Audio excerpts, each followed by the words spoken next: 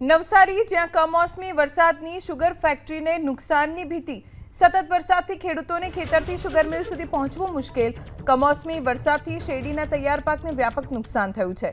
રાજ્યમાં 22 ખાંડ મંડળીમાંથી 13 મંડળી હાલ કાર્યરત છે। નવસારીમાં 1,34,000 હેક્ટર વિસ્તારમાં શેરડીનું વાવેતર થયું છે। 4,000 કરોડનું વર્ષે ટર્નઓવર છે। રાજ્યના 4.5 લાખ ખેડૂતો શુગર ઉદ્યોગ સાથે સંકળાયેલા છે। शुगर फैक्ट्री 30મી તારીખે ચાલુ કરવા માટેનું અમે તૈયારી કરેલી હતી, પણ હાલના સંજોગોને લઈને એ 30મી તારીખે કદાચ ચાલુ ન કરી શકીએ એવી સ્થિતિનું નિર્માણ છે।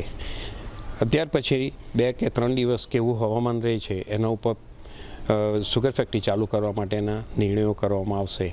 3જી તારીખ અથવા 7મી તારીખ સુધીમાં શુગર ફેક્ટરીઓ ચાલુ કરવાની ગણતરી અમારી છે અને કરી દઈશું। ઉપર ને કુદરતી આફત છે, એ કુદરતી આફતની અંદર જો એ આફત આપણી ટળી જાય તો આપણે તરત એમની શુગર ફેક્ટરીનું હાર્વેસ્ટિંગ ચાલુ કરી શકીશું।